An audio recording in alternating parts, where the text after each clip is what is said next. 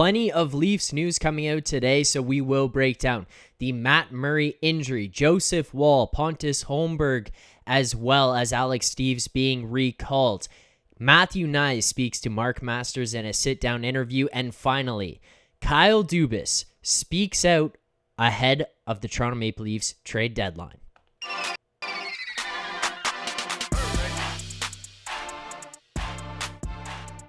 What's up, Leafs fans, and welcome back to Leafs Digest. If you're new here or you've been here before and you have not hit that subscribe button, please make sure to do so. We're trying to get to 5,000 subscribers before the NHL playoffs this year, and all you have to do is click that red button. Click that little subscribe button. Help us on our path to 5,000 ahead of the playoffs this season. That would be greatly appreciated. But we will be discussing three different topics here on today's show. The first being the Matt Murray injury, what's going on there, what it means for the guys who are recalled, and what it might mean as this Leafs team approaches the trade deadline. We will discuss the Matthew Knies interview with Mark Masters from TSN here, and we will discuss the Kyle Dubas press conference that he went through today, while he talked about some things that might go on in this trade deadline, as well as the goalie situation, Matthew Knies, and maybe some other things we might see as we approach this trade deadline from this Leafs team. But let's start with the Matt Murray injury update here. So, comes out today, Matt Murray has been placed on the injured reserve, or I guess that might have happened yesterday, depending on what point you're watching this at, but Matt Murray has now been placed on the injured reserve. This is from an ankle injury that he was suffering from, I guess. We found out after the fact, prior to that Ottawa game before the All-Star break, in which he was expected to start against the Senators and ended up not starting because it got re-aggravated during the warm-ups prior to that game. He has to leave. Ilya Samsonov starts, and then after that, he's gone. Joseph Woll gets called up, and Samsonov closes out the last few games that they had before the break. So in terms of Matt Murray being placed on the injured reserve, this isn't that surprising. It is a little bit concerning, though, so let's talk about that. In terms of the Matt Murray injury, this is a guy who's dealt with a lot of injuries and illnesses in the past. It has kept him out of games. It has made him miss significant periods of time from different seasons. And it's something to keep an eye out for. This Leafs team obviously had pretty good goaltending throughout the majority of this season. There's been a couple of dips, but the biggest thing was the goaltender's health. Matt Murray's a guy we know is injury prone. Samsonov, we didn't really know too much about him coming in here. We knew Washington didn't want to qualify him. He was willing to come to Toronto. He's been incredible since he's been here, but one of the benefits that we had going into this was the fact that we would have a 1A and a 1B situation rather than a 1 and a 2. Well, if Matt Murray can't stay healthy, we could end up in a spot relying on strictly Ilya Samsonov. And as Kyle Dubas mentioned today, they're not looking at goaltenders, and I think part of the reason why is Joseph Woll. Joseph Woll was called up here to the Leafs over this last few days, this last little stretch. He's been exceptional in the AHL so far this season. The kid is 24 years old. He's 6'3", 203 pounds, a pretty big goaltender. He's signed through 2025 at $766,000 per year. He's 13-1 with the Marlies, a 2.36 GAA, as well as a .930 save percentage, and he was just awarded the top goalie at the AHL All-Star Weekend. The guy has been an absolute stud this season, but again, biggest concern for him throughout his career so far during his time with the Marlies, injuries. Can he stay healthy? Well, if Joseph Woll can come up, play a couple of good games with this Leafs team, look good, and then go back down to the Marlies and stay healthy, I think he's primed to be in a position to join this Leafs team full-time maybe next year or the year after that. And now I know that that's, maybe 2 years down the road he could join this team, but I think that the immediate look here for Joseph Woll would be, can he fit in next year? We are going to run into a slight bit of an issue here with Ilya Samsonov being an RFA at the end of this season. Are they going to want to sign him? How much is that going to cost? Then the other part of this turns to Matt Murray. Is Matt Murray healthy? Do we want to keep him around, or would you want to move on from Matt Murray? Maybe you trade him. if Joseph Woll can be a suitable backup goaltender or a guy who could compete for a starting position, you feel much more comfortable heading into this offseason, as well as going into the playoffs this year if you have a third guy who can hop in and a guy like Eric Kallgren, who's down playing with the Marlies right now, who you've seen before in NHL action, that you know can come up here and isn't going to be a detriment to your team. Could actually potentially help you in some situations if you get into a real tight jam. So that is the overall takeaway from that.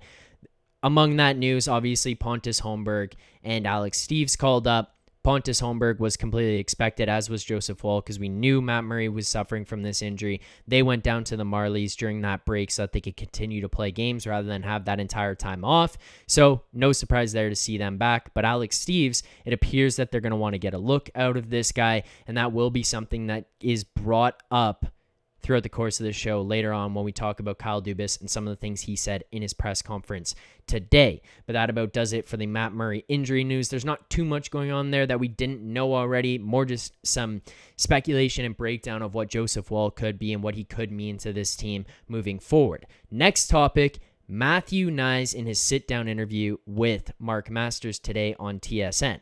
Matthew Knies said some interesting stuff there. Mark Masters prompted him along, and it's an interesting situation because, again, Kyle Dubas speaks on it, so we'll wrap up with that and kind of cover everything that went on today. But in that interview with Masters, there was a few quotes that he had that were very interesting. The first being, Masters asked him about joining the Leafs team at the end of the year, and he said, when the season ends, I'll sit down and talk with everyone and go over it, as if he's going to mull his options of whether or not he's ready to join the NHL at this point in time. And a reminder, after this year, if he does not sign with the Leafs, he will be a free agent and could sign with anybody going into the next year, or I believe he could go back to college at this point in time. So it's something to keep an eye on in terms of whether or not he actually wants to join this team, whether he even feels like he's ready for the NHL. We could potentially lose that piece if he's not willing to sign. But then he goes on to talk about he's confident in his ability. He thinks he could be ready to make that step. So maybe it's just a more of a matter of whether or not he's ready to jump into the NHL as opposed to whether or not he wants to join this Leafs team. And then the most interesting part of it all is that he says, while Masters is talking to him about watching this team during the playoffs, they're a competitive team. They'd like to win the cup this year. They're going to be a contender if he wants to join that. He said, I'm kind of itching myself to be with that group. He's itching to join this Leafs team and be a part of this. He said it's every kid's dream to play in the NHL, play in the NHL playoffs, and be in those big moments. Feels like he might be ready to join the NHL, and he's excited about the opportunity to join. Those are promising signs. He obviously is sitting there looking at this team as a really competitive team, knowing that he's not going to go to some bottom team that's going to struggle for the next little bit, and then he's going to have to deal with going through those growing pains. He could join a team that is already on the move, jump on a moving train here, and maybe get into the action and just fit snugly in there onto a team that is looking for a guy like him to hop in. He's a big power forward, 6'3", 209 pounds. So far throughout the course of this season in Minnesota, he has 17 goals and 13 assists for 30 points in 28 games played. But all the highlights that come out of him, he's talking about how he feels like he's improved his hands, his shot, and his skating. He's got the physicality. He's able to push guys around, get to places that he wants to be, and create opportunities for himself. He would obviously be a great addition.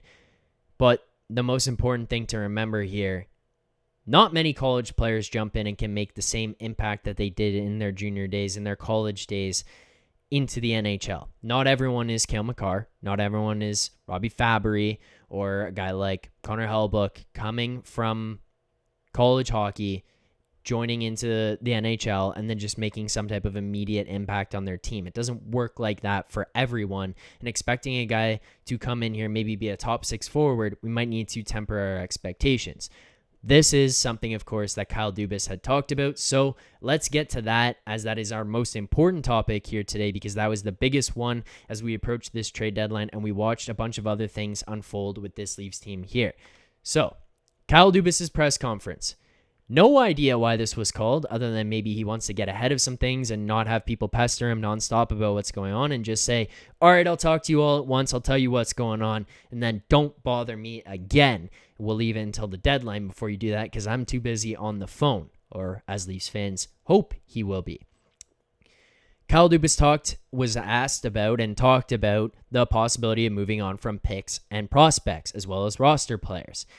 He said, which I think is something that's promising to a lot of Leafs fans who are sitting here basically terrified that nothing is going to happen at this deadline, as I think majority of us go into this feeling like this team, as it stands right now, is not good enough. And we look around, we know Tampa, we know Boston, they're going to continue to try to get better. The teams in the Metro, they're going to continue to try to get better.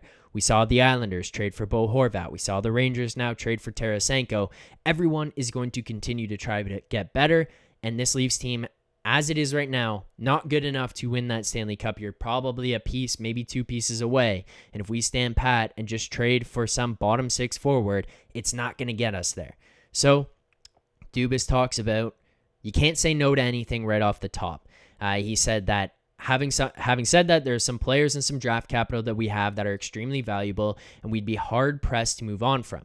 Not just Matthew Knies, but a whole group of prospects that they have or younger players who are currently on their roster. Likely talking about the Sandins, Lilligrens, Holmbergs of the mix that are here right now. McMahon, maybe Steves, guys like that who are trying to fit in, maybe getting some touches with this Leafs team. They're not necessarily off the table, but it's going to take a lot to get them to jump out of their seat. He said in regards to rentals, I can't see that happening. But with regards to other options, I don't think you say no off the hop to anything.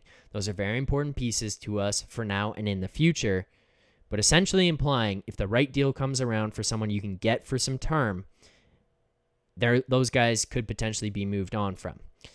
I think that that's a very interesting thing because the entire speculation about Dubas has been either one way or the other.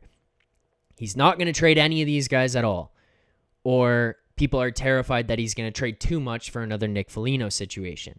I think in this spot, a lot of teams around the league, as we did see with the Tarasenko and the Horvat trade, they looked at what happened last year and they're telling teams that are trading and saying, we ain't doing that again. We're not doing a Ben Sherrod trade. We're not doing a Claude Giroux trade. That's not happening to us this year.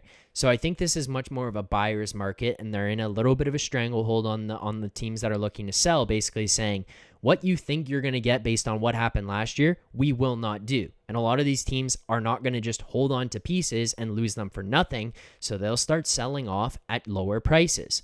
I think we could be in a spot here as we approach the deadline where we might get some of that. And as we know, Kyle Dubas likes to operate a little bit earlier than the trade deadline for the bigger pieces, which feels like a good opportunity to get some of that cost certainty on some of these players. Because as we approach the deadline, there becomes a little bit more desperation from both sides. Both sides might start looking at it as, okay, maybe we got to move on from somebody. And then the other team's looking at it saying, we really got to get that guy. And maybe it gets to a point where it just becomes a whole mismatch of overpaying, underpaying, whatever it is, and you don't want to be on the wrong side of the bargain. I think the Leafs and Kyle Dubas are smart enough to get ahead of this and get some good deals on some of these guys that they might be looking at ahead of the trade deadline, especially as some of these dominoes continue to fall over. Horvat and Tarasenko off of the list were very big pieces, and you could only assume some more will start to fall as we approach this deadline. Now, in terms of the Matthew Knies talk, this was one thing that was very interesting to me for what Dubas said. And I think it's something that I have echoed here on this Leafs Digest channel and on our live streams after games is a lot of people look at this as we approach the deadline and basically say, well, we may not need that big top six forward because we have Matthew Knies. That's our trade deadline acquisition. Now, I don't necessarily disagree. I think that Matthew Knies will get the opportunity to play in the top six when he comes here. I think that, it's a selling point to get him to sign in Toronto and come here after the season. You sit there and you say, hey, you can play with Austin Matthews. You could play with John Tavares. That will be where you're slotted. That's a pretty good sell point for a kid coming out of college who feels like he could make an impact on a team. I think he would start in that position. But for the people who kind of sit here and say, well, we don't need much, we can just get Knies and maybe some other pieces, I caution you this, and here's something that Kyle Dubas said today. He mentioned, it's very rare that a college player leaves and right away jumps in and makes a huge impact. I want to temper the expectations a little bit, but also keep the main focus on him helping the University of Minnesota and then making his decision on what he wants to do as a pro. He's obviously very physically gifted. So you're looking at this player who is an exceptional talent. He's very highly valued amongst people around the NHL as a top trade piece that they would like to acquire and giving up some of these players. And Kyle Dubas essentially said, hey, we value him very much. We'd like to have him around here in Toronto. We'd like him to join our team. He's not off the table per se, but we would rather he stay here in Toronto and play for us. But then he kind of goes on to make sure that people in Toronto aren't going to get the expectation of this guy's going to jump in and affect this team like Cale Makar did when he joined Colorado. There could be some growing pains. There could be a period of development where he's got to adjust to the NHL style, and he might not jump in here and score 20 points in his first 20 games to close out the year and then go into the playoffs. That might not be the case. He might even be bumped down to the third line. But this is kind of where I go with this, and I think Kyle Dubas and the Leafs recognize just relying on Matthew Knies to come join this team will not be enough. We will have to continue to look into the trade market to see what else is out there, and we can't just rely on that.